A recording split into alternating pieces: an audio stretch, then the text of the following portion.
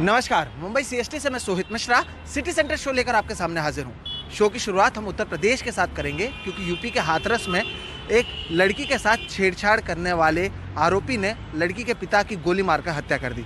इल्ज़ाम यह है कि आरोपी लड़का लड़की से शादी करना चाहता था। शादी नहीं होने पर वो उससे छेड़खानी करने लगा, जिसके बाद लड़की ने इस आरोपी के खिलाफ मुकदमा दर्ज किया। मुकदमा वापस लेने के लिए वो लड़की के पिता पर दबाव बनाने लगा, लेकिन जब मुकदमा वापस नहीं लिया गया तो उसने उन्हें गोली मार दी। इंसाफ दे दो प्लीज, मुझे इंसाफ दे दो। गांव के लोग थे? पहले उसने मेरे साथ छेड़खानी किया, मेरे पापा ने केस कर दिया और उसने छेड़ के मेरे पापा को गोली मारी। जिस लड़की की आंखों के सामने उसके बाप को उसकी वजह से गोलियों से भून दिया जाए, शायद उसकी यही हालत होगी। आरोप है कि मुल्जिम लड़की से शादी करना चाहता था, मना हो गया तो छेड़खानी करने लगा। लड़की ने मुकदमा किया, 1 महीने जेल भी रहा, फिर केस वापस लेने को धमकी देने लगा। कुछ नहीं हुआ, 2-3 घंटे बाद 3:30 बजे के समथिंग फिर वो आया है वहां से, गाड़ी अपनी दूर उसने खड़ी की है और 4-5 लोग निकले हैं उसमें से, और मेरे पापा को फिर गोली मारी है। मैं और मम्मी उस टाइम पे खाना देने गए थे पापा को, तो हमारे सामने ही उसने गोली मारी है पापा को।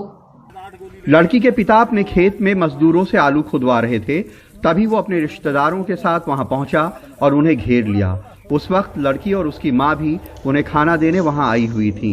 उनकी आंखों के सामने पिता को गोलियों से भून दिया। वो आलू खेत में घेरना है एकदम, मैं भाजी हूँ पर 3-3, 4-4 गोली मारी उनमें। पिता की अर्थी उठी तो पूरा गांव उनके साथ निकला। लोग सदमे में भी थे और इस दुस्साहस से आतंकित भी। गांव में ही उनका अंतिम संस्कार हुआ। इस मौके पे भी सियासत होती रही। बीजेपी से जुड़े लोगों ने आरोपी को समाजवादी पार्टी का बताया तो समाजवादी पार्टी के लोगों ने उनकी बीजेपी के एमपी के साथ फोटो जारी की। बहरहाल पुलिस सारे आरोपियों की गिरफ्तारी में लगी है।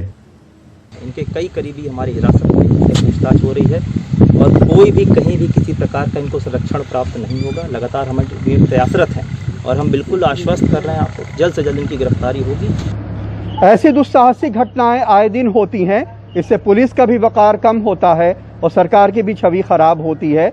लेकिन ये सिर्फ पुलिस की नाकामी नहीं, पूरे क्रिमिनल जस्टिस सिस्टम की नाकामी है, जिसमें सुधार की कोशिश कोई नहीं करता है।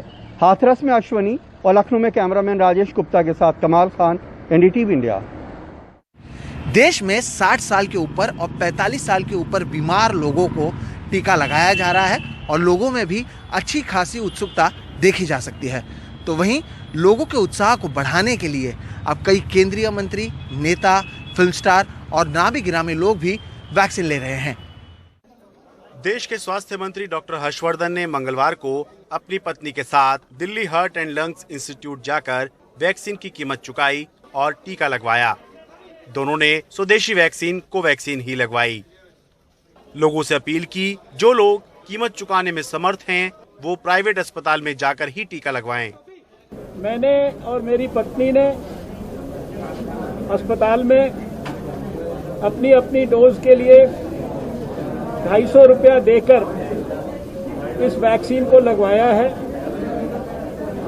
मैं ये भी अपील करना चाहता हूं कि जो भी लोग देश में वैक्सीन को अफोर्ड कर सकते हैं वो निकट के किसी भी प्राइवेट अस्पताल में जाकर इस वैक्सीन को लगवा सकते हैं।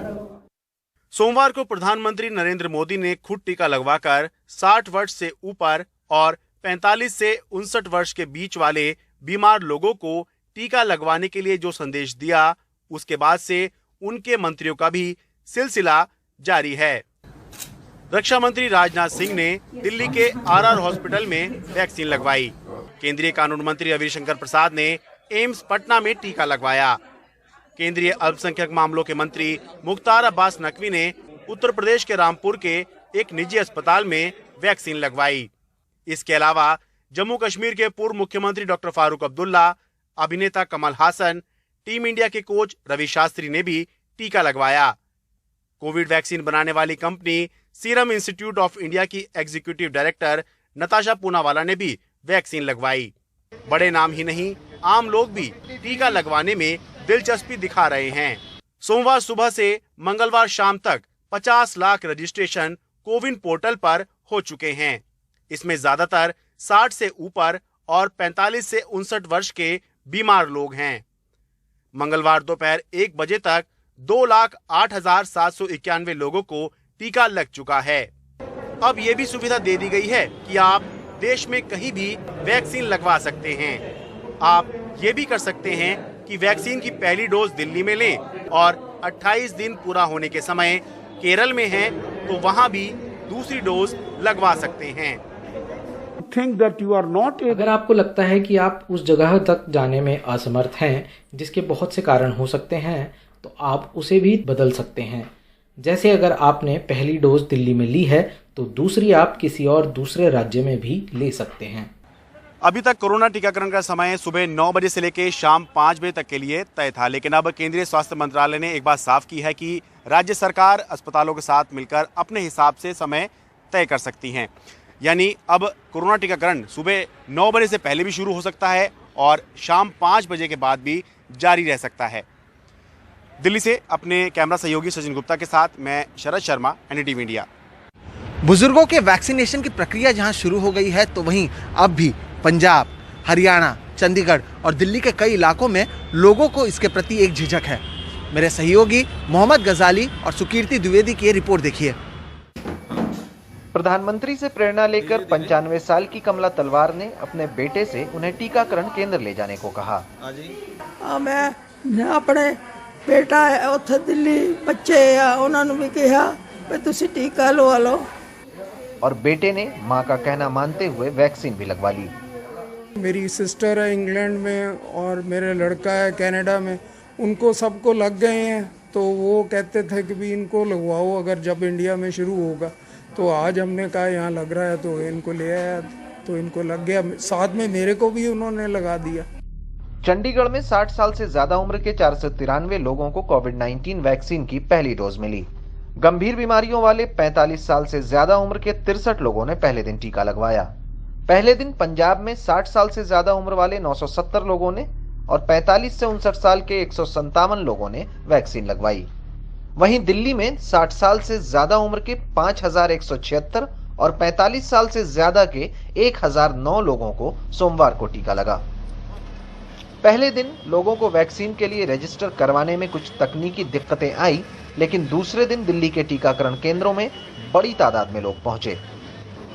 91 साल के पूर्व वायुसेना पायलट सोहन लाल टंडन और उनकी 92 साल की पत्नी प्रकाश टंडन ने दिल्ली के ओखला में अस्पताल में जाकर टीका लगवाया। पिछला साल मुश्किल था। मैं एयरफोर्स में रह चुका हूं और अनुशासन में यकीन करता हूं, इसलिए मैंने खुद को आइसोलेट रखा। वैक्सीन लग जाने से और सुरक्षित महसूस होगा, लेकिन मैं सावधानियां बरतता रहूंगा। डर तो मुझे भी लगता था, मैं भी कह रही थी मैं नहीं जाऊंगी पर लेकिन सबका पीछे से हुआ कि नहीं करना, सब जाएंगे करेंगे। डॉक्टरों का कहना है कि दिल्ली में दूसरे दिन ज्यादा बुजुर्गों ने टीके लगवाए। On day 2 it has been better than day 1. टीकाकरण में दूसरे दौर के दूसरे दिन लोगों का रिस्पांस अच्छा रहा। कई लोग आ रहे हैं। कोविड से होने वाली मौत हो या कोमॉर्बिडिटीज, जानलेवा बीमारियां हों, इनमें से ज्यादा ग्रस्त वो लोग होते हैं जो 60 साल से ऊपर के हों। और ऐसे ही तबके के लोग जो हैं इस कोविड वैक्सीनेशन का बेसब्री से इंतजार भी कर रहे थे। और अब डॉक्टरों का भी कहना है कि आगे आने वाले दिनों में इस उम्र के लोग जो हैं वो कोविड वैक्सीनेशन के ड्राइव में ज्यादा से ज्यादा शामिल होंगे। दिल्ली में सुकीर्ति द्विवेदी के साथ चंडीगढ़ से मोहम्मद गजाली, एनडीटीवी इंडिया। कर्नाटक में तीसरे दौर के वैक्सीनेशन के पहले दिन मची अफरा तफरी के बाद प्रशासन की ओर से कई कदम उठाए गए हैं। दूसरे दिन की अगर बात करें तो पहले दिन की तुलना में ऐप बेहतर तरह से काम कर रहे थे, तो वहीं जिन जगहों पर वैक्सीनेशन की खेप नहीं पहुंची थी वहां पर भी उन्हें पहुंचाया गया है। बेंगलुरु के केसी जनरल अस्पताल की 2 दिनों की 2 अलग अलग तस्वीरें। मंगलवार को सब कुछ ठीक ठाक लग रहा है, जबकि सोमवार को यहां काफी हंगामा मचा था।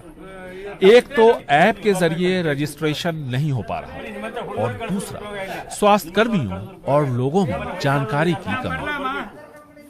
The training program was also on the same day. स्वास्थ्य कर्मियों की ट्रेनिंग और रजिस्ट्रेशन सब एक दिन शुरू हुआ। इससे दुविधा की स्थिति पैदा हो गई है। अगर एक हफ्ते पहले रजिस्ट्रेशन शुरू हो जाता या ट्रेनिंग पहले होती तो शायद ऐसे हालात नहीं होते। हालांकि अब वैक्सीन की खेप अस्पतालों तक पहुंच गई है। The vaccines did not reach on time, so a lot of patients who were waiting were sent back. 50 lakh के आसपास बुजुर्गों को कर्नाटक में टीके लगाए जाने हैं जो 60 साल या इससे ज्यादा उम्र के हैं। वहीं 16 लाख ऐसे लोग हैं जो गंभीर बीमारियों से पीड़ित हैं, यानी 45 से 60 साल के बीच। इन्हें भी टीके लगने हैं। साफ है कि लक्ष्य बड़ा है, लेकिन 102 साल के इन जैसे बुजुर्गों के हौसले के सामने कोई भी लक्ष्य असंभव नहीं हो सकता। मैंने 2 वजहों से टीका लगवाया। पहला कि मैं संक्रमित होकर किसी पर बोझ नहीं बनना चाहता था, और साथ ही में मैं चाहता था कि मेरी वजह से किसी और को संक्रमण ना हो। टीकाकरण के पहले और दूसरे दौर में कर्नाटक ने बढ़ चढ़कर हिस्सा लिया था, और तीसरे दौर में बुजुर्ग बड़ी तादाद में सामने आ रहे हैं। उनका हौसला देखते ही बनता है। ऐसे में सरकार को सुनिश्चित करना चाहिए कि पहले दिन की तरह उन्हें बगैर टीका लिए हुए निराश होकर वापस न लौटना पड़े। बेंगलुरु से कैमरामैन कुमार के साथ Nihal Kidwai, NDTV India.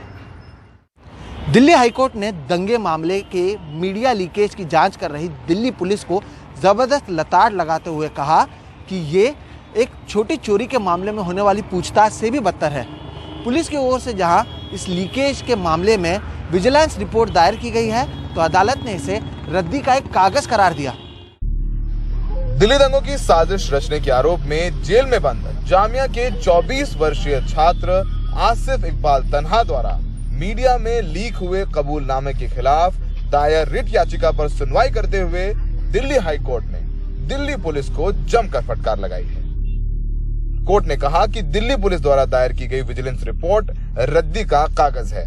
Court ने कहा कि विजिलेंस रिपोर्ट हाफ बेक्ड यानी अधपकी है। कोर्ट ने कहा कि लीक पर की गई जांच छोटी मोटी चोरी की जांच से भी बदतर है। दरअसल दिल्ली दंगों में यूएपीए की धाराओं में जेल में बंद जामिया के छात्र आसिफ इकबाल ने मीडिया ट्रायल के खिलाफ कोर्ट में याचिका दायर की थी। आसिफ इकबाल ने पिछले साल अक्टूबर में याचिका दायर कर कहा था कि पुलिस ने मीडिया में उनके कबूलनामे को लीक किया, जबकि पुलिस के सामने किया गया कबूलनामा कोर्ट में मान्य नहीं होता। कोर्ट ने दिल्ली पुलिस से लीक पर विजिलेंस रिपोर्ट दायर करने को कहा था। वरिष्ठ वकील संजय हेगड़े का कहना है कि मीडिया ट्रायल के जरिए ऐसा माहौल बनाया जाता है जिससे अगर आरोपी जेल से रिहा भी हो जाता है पर फिर भी समाज उसे दोषी करार दे देता है। पुलिस का एक टेक्निक बना है और पनिशमेंट टेक्निक भी बना है कि भाई एक बार आप हमारे सस्पेक्ट्स के लिस्ट में आ गए तो आपके पूरे लाइफ को बिगाड़ सकते हैं। ट्रायल में हो जो भी हो वो अलग चीज है, पर उससे पहले ही आपका परसेप्शन इतना बिगाड़ देंगे कि आप अगर बेल पे छूट के भी बाहर आओ तो भी आप नॉर्मल जिंदगी नहीं जी पाओगे।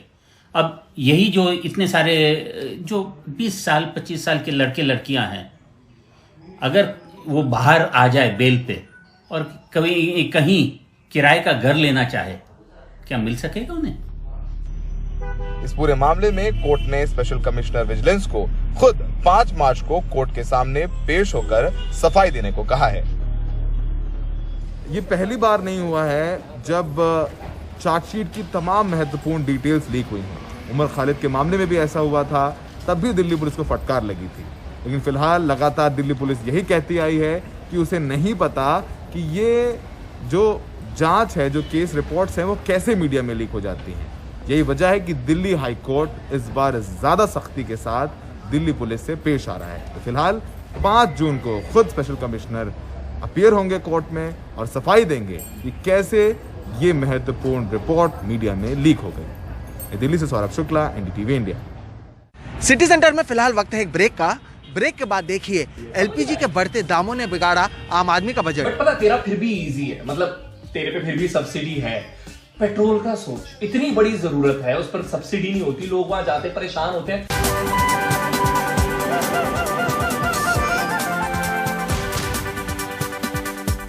पेट्रोल डीजल के साथ ही एलपीजी के बढ़ते दामों से आम आदमी परेशान है, उसके जेब पर इसका असर पड़ा है। तो वहीं हमारे सहयोगी अरुण सिंह ने बढ़ते दामों पर अपने ही अंदाज में सवाल उठाए हैं। बहुत बड़ा आदमी हो गया है, मैंने सुना बड़े भाव बढ़ रहे हैं तेरे, कुछ तो बात होगी तुझ में, बट ऐसा गुस्सा क्यों मान रहा है? मतलब मैंने कोई ऐसा मजाक कर रहा हूं, ऐसे गुस्से में लाल होने की कोई जरूरत नहीं है, ठीक है? वो तो हमें होना चाहिए। वैसे भी भाई तेरे साथ वार्निंग आती है, इनफ्लेमेबल ऑब्जेक्ट, तो मैं तुझसे थोड़ा डर के रहता हूं, प्लीज। बट देख, जैसे फेब्रुअरी वैलेंटाइन मंथ होता है तो लोग ऐसे रेड कलर की चीजें एक दूसरे को गिफ्ट करते हैं, बट वो रेड लव का साइन होना चाहिए ना, डेंजर का नहीं होना चाहिए, समझ रहा है? बट पता तेरा फिर भी इजी है, मतलब तेरे पे फिर भी सब्सिडी है। पेट्रोल का सोच, इतनी बड़ी जरूरत है, उस पर सब्सिडी नहीं होती, लोग वहां जाते परेशान होते हैं, और जरूरत की चीज है, बिना उसके काम चलेगा भी नहीं, गाड़ी भी नहीं चलेगी। आई नो, अब आप में से बहुत सारे लोग ये बोलने के लिए तैयार होंगे, अरे तो फिर पिछली गवर्नमेंट क्या, पिछली सरकार के वक्त भी तो दाम बहुत ज्यादा बड़े थे। दो चीजें, ऑफ कोर्स बड़े थे, तब ऑपोजिशन भी था, लोग तब भी गुस्सा और नाराज हुए थे। दूसरी चीज, अगर आज दाम बढ़े हैं तो मैं किसके पास जाऊं? पुरानी गवर्नमेंट के पास? ये no, of course no answer है ना। एंड इंटरेस्टिंगली, जो एलपीजी की प्राइस कॉम्पोजिशन होती है उसमें एक एलिमेंट होता है FOB, which is free on board, और ये काफी इंपॉर्टेंट एलिमेंट होता है, और वो 2011-12 में लगभग 900 रुपए था, विच इज क्वाइट हाई, और साल 2019-20 में वो लगभग 450 पर है। बट आई नो ये कब बेहतर होगा? सर्दियां खत्म होने पर। तो एक बार बस सर्दी खत्म होने का वेट कर ले, नाराज मत हुआ कर, ठीक है? ध्यान रख, मजे कर, आग लगाने नहीं, एक्चुअली नहीं। मैं अरुण सिंह, सिलेंडर के साथ एनडीटीवी इंडिया के लिए। तो वहीं सिटी सेंटर में आज फिलहाल इतना ही। आप मुझे, मेरे वीडियो जर्नलिस्ट संजय मंडल और हमारी पूरी टीम को दीजिए इजाजत। देश और दुनिया की बाकी खबरों के लिए आप देखते रहिए एनडीटीवी इंडिया। नमस्कार।